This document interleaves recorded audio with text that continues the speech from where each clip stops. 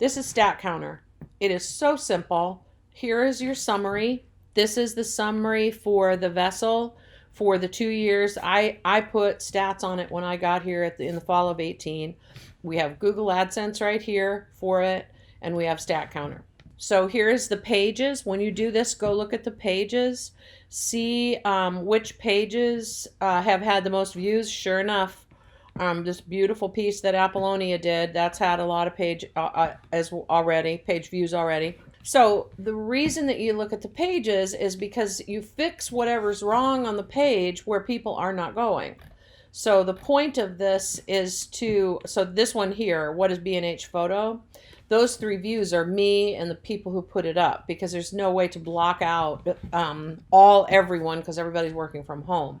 So the chances are pretty good these 3 are not any viewers at all. They're just us putting it up there, which means our stories are not going into Google search. We're not promoting them enough on social media.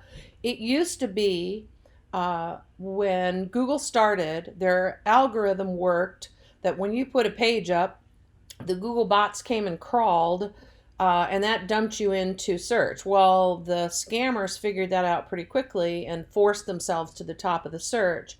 Then Google radically changed their algorithm, and so it's not that simple anymore. So you need to promote these things to drive people to pages, and then when these pages down here are sad, then you start to push traffic or put things on there that people want to look at and stay when they come to visit. So those are pages.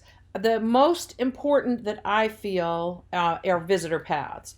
I want to know where they came from, and this is how you do it.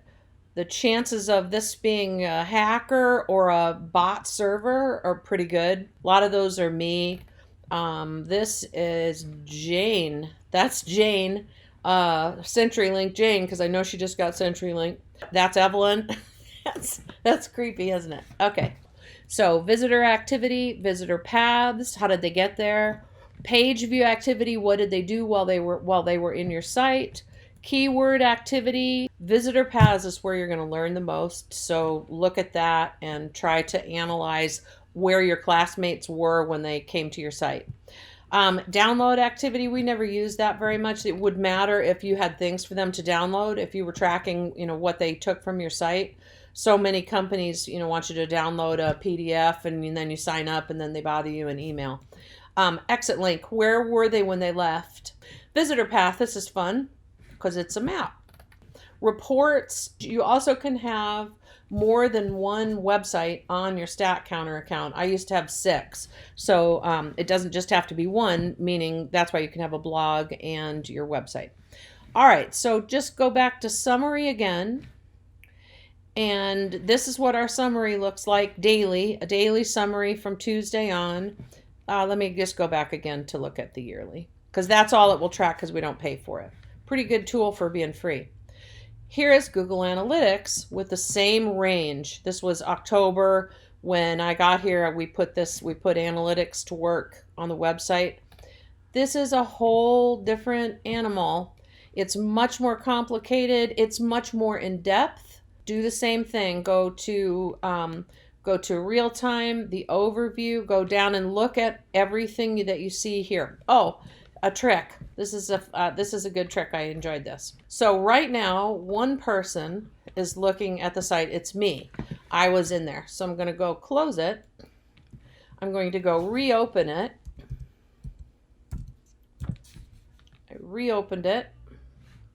And then I'll click something and I'll look around just so I stay long enough for it to track it. Remember, there's a tracking ID on here.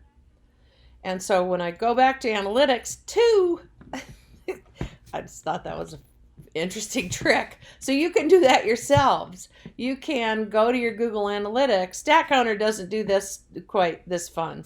And then go to your website or go to your blogger, and then you'll see this increase and you'll see who you are and where you live and all that kind of stuff.